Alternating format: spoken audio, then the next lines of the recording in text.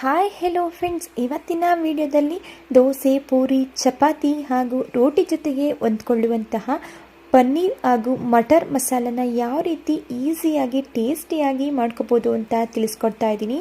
ಈ paneer matar recipe super ಆಗಿರುತ್ತೆ. Miss ಮಾಡದೆ ನೀವು ಕೂಡ ಮನೇಲಿ ಟ್ರೈ ಮಾಡಿ ನೋಡಿ. ಬನ್ನಿ ಈ ಪನ್ನೀರ್ ಹಾಗೂ ಮಟರ್ ಮಸಾಲನ ಯಾವ ರೀತಿ ಮಾಡೋದು ಅಂತ ನೋಡ್ಕೊಳ್ಳೋಣ. ಪನ್ನೀರ್ ಹಾಗೂ ಮಟರ್ ಮಸಾಲನ ಮಾಡೋದಕ್ಕೆ ನಾನಿಲ್ಲಿ ಮೊದಲು ಒಂದು ಪ್ಯಾನ್ಗೆ 1 ಟೇಬಲ್ ಸ್ಪೂನಷ್ಟು ಎಣ್ಣೆನ ಸೇರಿಸ್ಕೊಂಡಿದ್ದೀನಿ. ಎಣ್ಣೆ ಬಿಸಿಯಾಗಿದ್ದಂಥ ಮೀಡಿಯಂ ಸೈಜ್ದು 3 ಈರುಳ್ಳಿನ ಸ್ಲೈಸ್ ಆಗಿ ಕಟ್ ಮಾಡಿ ಸೇರಿಸ್ಕೊಳ್ತಾ ಇದ್ದೀನಿ.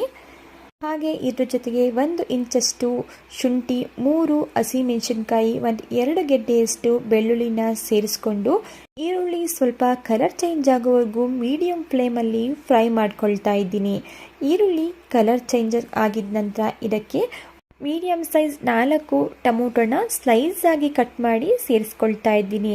ನಂತರ ಟೊಮೊಟೊ ಬೇಗ ಫ್ರೈ ಆಗಲಿ ಅಂತೇಳಿ ಸ್ವಲ್ಪ ಉಪ್ಪನ್ನು ಸೇರಿಸ್ಕೊಂಡು ಟೊಮೊಟೊ ಕಂಪ್ಲೀಟಾಗಿ ಸಾಫ್ಟ್ ಆಗೋವರೆಗೂ ಇದನ್ನು ಫ್ರೈ ಮಾಡ್ಕೊಳ್ತಾ ಇದ್ದೀನಿ.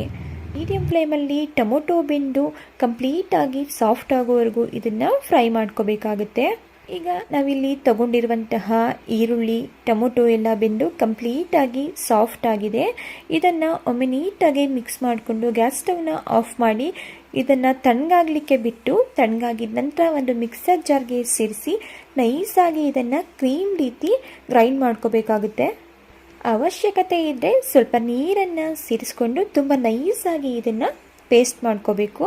ನೋಡಿ, ನಾನಿಲ್ಲಿ ಇದನ್ನು ತುಂಬ ನೈಸಾಗಿ ಕ್ರೀಮ್ ರೀತಿ ಪೇಸ್ಟ್ ಮಾಡ್ಕೊಂಡಿದ್ದೀನಿ. ಈ ರೀತಿ ನೀವು ಕೂಡ ಪೇಸ್ಟ್ ಮಾಡ್ಕೋಬೇಕಾಗುತ್ತೆ. ಈಗ ಇದನ್ನು ಪಕ್ಕಕ್ಕೆ ಇಟ್ಕೊಳ್ತಾ ಇದ್ದೀನಿ. ನೆಕ್ಸ್ಟ್ ನಾನಿಲ್ಲಿ ಗ್ಯಾಸ್ ಸ್ಟವ್ನ ಆನ್ ಮಾಡಿಕೊಂಡು ಒಂದು ಪ್ಯಾನ್ ಇಟ್ಕೊಂಡಿದ್ದೀನಿ. ಪ್ಯಾನ್ ಬಿಸಿಯಾಗಿದ ನಂತರ ಇದಕ್ಕೆ 3 ಟೇಬಲ್ ಸ್ಪೂನಷ್ಟು ಎಣ್ಣೆನ ಸೇರಿಸ್ಕೊಳ್ತಾ ಇದ್ದೀನಿ. ಎಣ್ಣೆ ಬಿಸಿಯಾಗಿದ ನಂತರ ಇದಕ್ಕೆ 1 ಪಲಾವ್ ಎಲೆ, 1 ಏಲಕ್ಕಿ, ಹಾಗೆ 1 ಟೀ ಸ್ಪೂನಷ್ಟು ನಾನಿಲ್ಲಿ ಜೀರಿಗೆನ ಸೇರಿಸ್ಕೊಳ್ತಾ ಇದ್ದೀನಿ. ಹಾಗೆ ಇದ್ರ ಜೊತೆಗೆ 1 ಟೀ ಸ್ಪೂನಷ್ಟು ಚಿಲ್ಲಿ ಪೌಡರ್ನ ಸೇರಿಸ್ಕೊಂಡು ಮಿಕ್ಸ್ ಮಾಡ್ಕೊಳ್ತಾ ಇದ್ದೀನಿ. ಮಿಕ್ಸ್ ಮಾಡ್ಕೊಂಡಿದ ನಂತರ ನಾವು ಗ್ರೈಂಡ್ ಮಾಡಿ ಇಟ್ಕೊಂಡಿರುವಂತಹ ಮಸಾಲ ಪೇಸ್ಟ್ನ ಸೇರಿಸ್ಕೊಳ್ತಾ ಇದ್ದೀನಿ. ಮಸಾಲ ಪೇಸ್ಟ್ನ ಸೇರಿಸಿದ ನಂತರ ಇದಕ್ಕೆ ನೀರನ್ನು ಸೇರಿಸಿ ಮಿಕ್ಸ್ ಮಾಡ್ಕೊಳ್ತಾ ಇದ್ದೀನಿ. ನೆಕ್ಸ್ಟ್ ಇದಕ್ಕೆ 1.5 ಟೀ ಸ್ಪೂನಷ್ಟು ಧನಿಯಾ ಪೌಡರ್, 1/4 ಟೀ ಸ್ಪೂನಷ್ಟು ಅರಿಶಿಣದ ಪುಡಿನ ಸೇರಿಸ್ಕೊಂಡು ಈ ಡ್ರೈ ಮಸಾಲ ಇಂಗ್ರೀಡಿಯೆಂಟ್ಸ್ ಎಲ್ಲ ಗ್ರೇವಿ ಜೊತೆ ನೀಟಾಗಿ ಮಿಕ್ಸ್ ಆಗೋ ರೀತಿ ಇದನ್ನು ಮಿಕ್ಸ್ ಮಾಡ್ಕೊಳ್ತಾ ಇದ್ದೀನಿ.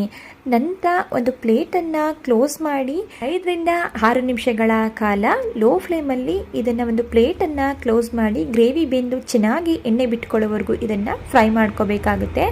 ನೋಡಿ, ನಾನಿಲ್ಲಿ ಒಂದು 5ರಿಂದ 6 ನಿಮಿಷಗಳ ಕಾಲ ಗ್ರೇವಿನ ಲೋ ಫ್ಲೇಮಲ್ಲಿಯೇ ಫ್ರೈ ಮಾಡ್ಕೊಂಡಿದ್ದೀನಿ. ನೀವು ಗ್ರೇವಿನ ಫ್ರೈ ಮಾಡ್ಕೋಬೇಕಾದ್ರೆ ಲೋ ಫ್ಲೇಮಲ್ಲಿಯೇ ಫ್ರೈ ಮಾಡ್ಕೋಬೇಕಾಗುತ್ತೆ, ಇಲ್ಲಾಂದರೆ ಗ್ರೇವಿ ಟೇಸ್ಟ್ ಚೇಂಜ್ ಆಗಿಬಿಡುತ್ತೆ.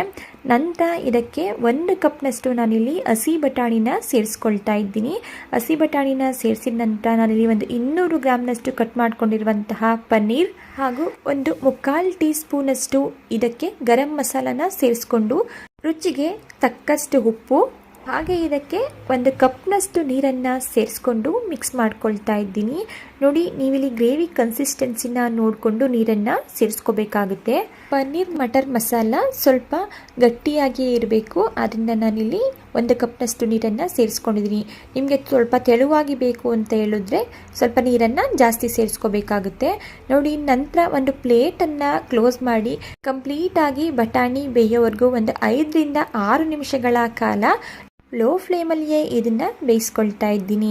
ಈಗ ನೀವೇ ಇಲ್ಲಿ ನೋಡ್ತಾ ಇರ್ಬೋದು, ಬಟಾಣಿ ಕೂಡ ಕಂಪ್ಲೀಟಾಗಿ ಬೆಂದಿದೆ. ಈಗ ಇದಕ್ಕೆ 1 ಟೀ ಸ್ಪೂನಷ್ಟು ನಾನಿಲ್ಲಿ ಕಸೂರಿ ಮೆಂತ್ಯನ ಕೈಯಿಂದ ಕ್ರಷ್ ಮಾಡಿ ಸೇರಿಸ್ಕೊಳ್ತಾ ಇದ್ದೀನಿ. ಹಾಗೆ ಇದ್ರ ಜೊತೆಗೆ ಸಣ್ಣದಾಗಿ ಕಟ್ ಮಾಡ್ಕೊಂಡಿರುವಂತಹ ಸ್ವಲ್ಪ ಕೊತ್ತಂಬರಿ ಸೊಪ್ಪನ್ನು ಸಹ ಸೇರಿಸ್ಕೊಳ್ತಾ ಇದ್ದೀನಿ. ಕೊತ್ತಂಬರಿ ಸೊಪ್ಪು ಇಲ್ಲಿ ಆಪ್ಷನಲ್, ಬೇಕು ಅಂದರೆ ಸೇರಿಸ್ಕೋಬೋದು. ಇಲ್ಲಿ ಹಸಿ ಬಟಾಣಿನ ಬಳಸಿರೋದ್ರಿಂದ ಒಂದು 5 ನಿಮಿಷಕ್ಕೆಲ್ಲ ಚೆನ್ನಾಗಿ ಬೆಂದೋಗ್ಬಿಡುತ್ತೆ. ಇಲ್ಲಾಂದರೆ ನೀವು ಒಣಗಿರೋ ಬಟಾಣಿನ ನೀರಲ್ಲಿ ನೆನೆಸಿ ಬೇಯಿಸಿ ಸಹ ಇದನ್ನು ಸೇರಿಸ್ಕೋಬೋದು. ಓಕೆ ಫ್ರೆಂಡ್ಸ್, ನೋಡಿದಲ್ವಾ ಎಷ್ಟು ಈಸಿಯಾಗಿ ಪನ್ನೀರ್ ಹಾಗೂ ಮಟರ್ ಮಸಾಲ ರೆಸಿಪಿ ರೆಡಿ ಆಯಿತು ಅಂತೇಳಿ.